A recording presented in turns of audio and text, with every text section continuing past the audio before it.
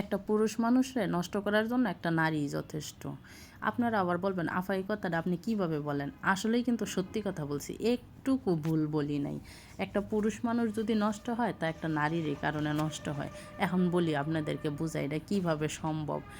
আমরা বাঙালি জাতি মানে আমরা মেয়েরা সব সময় মুরগি রান্না করলে মুরগির রান্না আগে স্বামীর জন্য রাইখা দিই। কাতল মাছ রান্না করলে মাছের পেটিটা মাছের মাথাটা এগুলো জামাইয়ের জন্য রান্না করি, আর সর্বশেষে লাস্টে আমরা খাই সবাইরে খাওয়াই হাইরা। আর এই মুরগির রান, তারপরে মাছের মাথা, বড় মাছের মাথা, এইগুলা খাইয়া খাইয়া জামাইয়ের শরীরে তেল জইমা যায় আর চেহারা হয়ে যায় গুলুমুলু।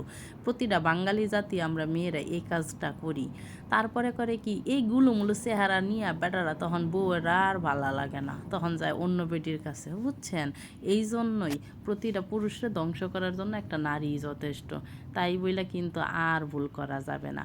জামাইরে মুরগির রান দিলে নিজেরও মুরগির রান খাইতে হবে, বুঝছেন?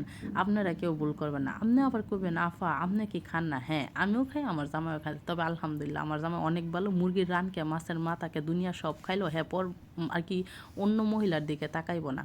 আর যাই হোক, জামাই এখন বাজার করে আনছে, দেখেন ছেলে কি করতেছেন। জামাই কইতাছে, দেখো কত কিছু আনলাম তোমার জন্য, পুরা শীত গেল, আবার আসতেছে নতুন সময়, এই জন্য কত কিছু লয়েছে, কত কসমেটিক লয়েছে। আমার লেগে কি আনলাম? আমার লেগে তো কিছুই আনলাম না। আমার কি কোনো কসমেটিক লাগে না? আমাকে লাগবো না কে? তোমার লাগে না মানে? তুমি তো সারা শীতেই ব্যবহার করলা কসমেটিক, আর আমি কয়টা জিনিস, মাত্র 4-5টা জিনিস ব্যবহার করি, তাই তুমি আমার খুঁড়া দিবা? এটা কোনো কথা হইলো?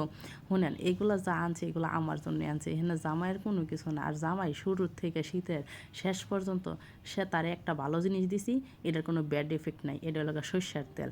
সে মাথা থেকে পাও পর্যন্ত সারাটা শীত সর্ষের তেল ঢালছে, হ্যাঁ আর কোনো সমস্যা নেই। আর দুনিয়ার যত জিনিস আছে সব মহিলা গই লাগে, বেটা এত কিছু লাগে না, বুঝছেন?